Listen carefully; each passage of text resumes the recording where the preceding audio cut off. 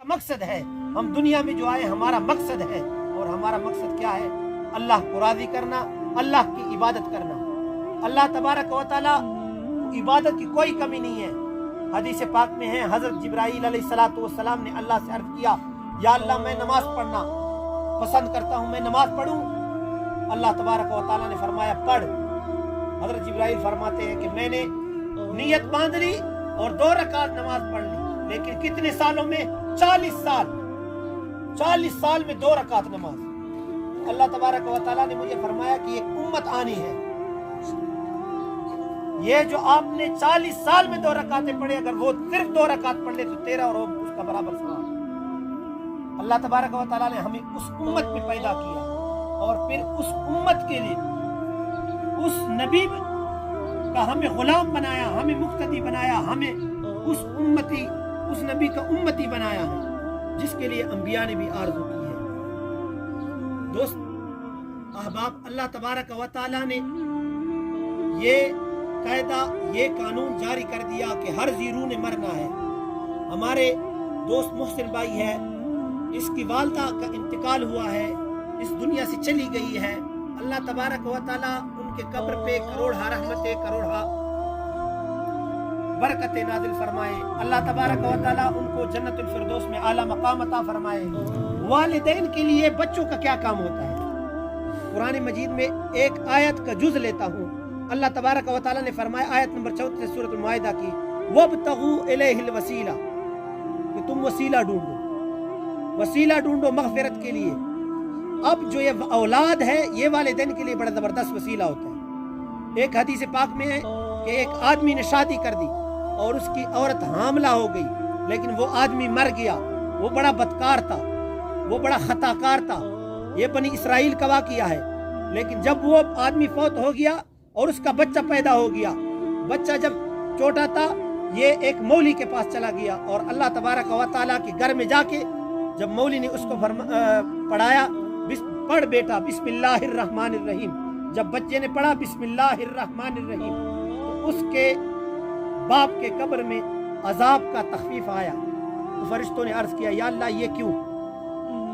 अल्लाह तबारक व तआला ने फरमाया कि दुनिया में सबसे गैरतमंद मैं हूँ, हर चीज से गैरतमंद हूँ, और इसका बेटा मेरा नाम रहमान और रहीम बोले और मैं इसके बाप को कब्र में अजाब दूं। लिहाजा वालिदैन के लिए बच्चों, अच्छे बच्चे जो होते हैं, ये वालिदैन के लिए क्या होते हैं? वसीला होते हैं। ये वालिदैन के लिए सदका होते हैं। जब वो वालिदैन के लिए क्या करते हैं? दुआ मांगते हैं, तो अल्लाह तबारक व तआला उन पे उधर रहम फरमाता है। अल्लाह तबारक व तआला उनके कब्र में जन्नतों का बाग बना देता है। अल्लाह तबारक व तआला उनके कब्र को जन्नत के नज़ारे दिखा देता है। कब्र में एक खिड़की खोली जाती है जिससे जन्नत नजर आती है और जन्नत की हवा महसूस करते हैं। तो वालिदैन के लिए बच्चों का क्या काम है? बच्चों का काम यह है कि वब्तगू इलैहिल वसीला, और हमारे पास सबसे, हम जो मदीना में रहने वाले हैं, सबसे हमारे पास बड़ा वसीला क्या है? हजरत उस्मान बिन हनीफ, एक है हजरत उस्मान बिन अफ़्फ़ान रज़ी अल्लाह ताला, एक हजरत उस्मान बिन हनीफ है। ये हुजूर अलैहिस्सलातु वस्सलाम, बुखारी शरीफ की हदीस है, मुस्लिम शरीफ में भी मौजूद है, और इमाम अहमद बिन हम्बल ने इसको रिवायत किया, और इमाम तिरमिज़ी ने कहा इसकी सनद सही है। दुर्र मुख्तार ने कहा कि इसकी सनद बहुत जबरदस्त है, इसकी सनद में कोई वो नहीं है, और अल्लामा अस्फ़हानी ने फरमाया कि इसकी सनद असौला सही है। तो वो सहाबी हुजूर अलैहिस्सलातु वस्सलाम के बारगाह में हाजिर हुए, उस्मान बिन हनीफ। उसने अर्ज किया कि ऐ हुजूर, आप मेरे लिए दुआ करें कि मैं आंखों वाला हो जाऊं, मुझे रोशनाई मिल जाए, मैं दुनिया को देख सकूं। हुजूर अलैहिस्सलातु वस्सलाम ने फरमाया, ऐ उस्मान बिन हनीफ, आप सब्र कर लें, अल्लाह तबारक व तआला इसके बदले में आपको जन्नत दे देगा।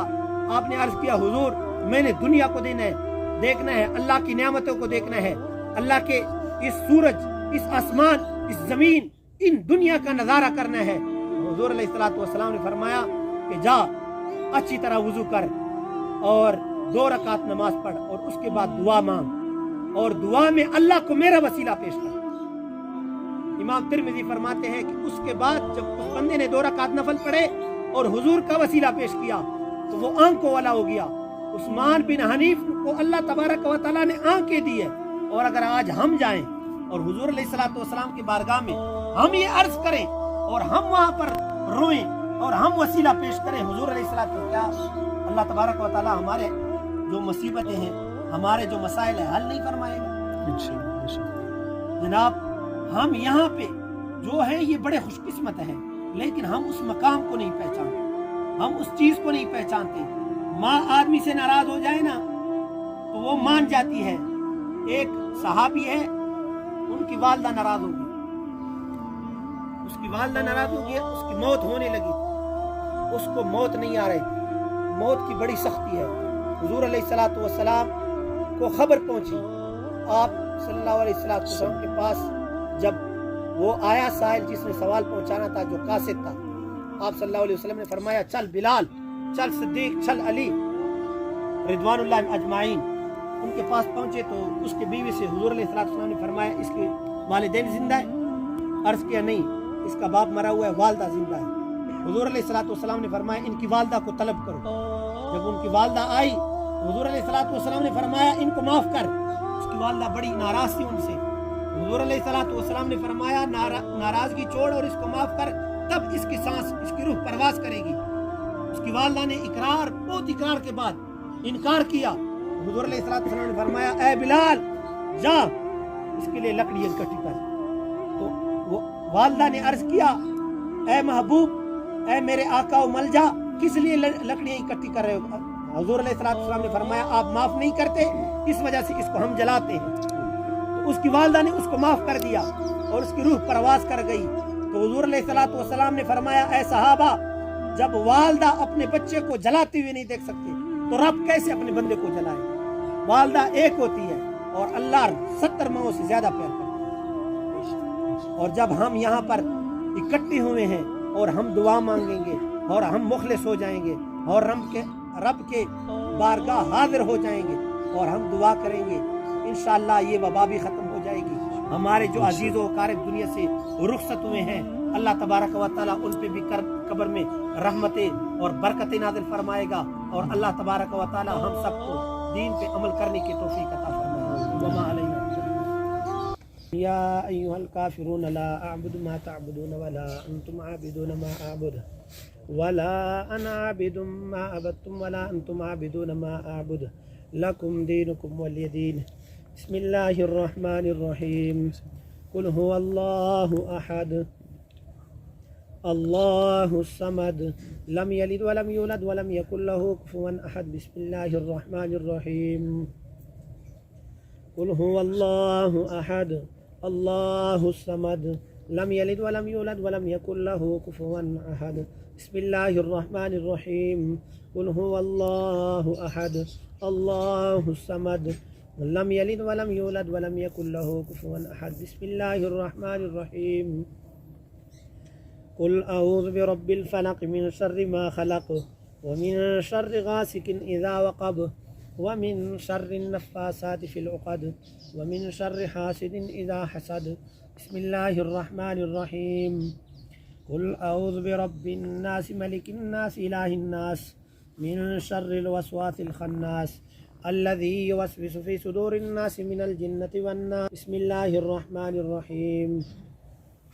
الحمد للہ رب العالمین الرحمن الرحیم مالک یوم الدین ایاک نعبد و ایاک نستعین اہدنا الصراط المستقیم صراط الذین انعمت علیہم غیر المغضوب علیہم ولا الضالین آمین۔ بسم اللہ الرحمن الرحیم۔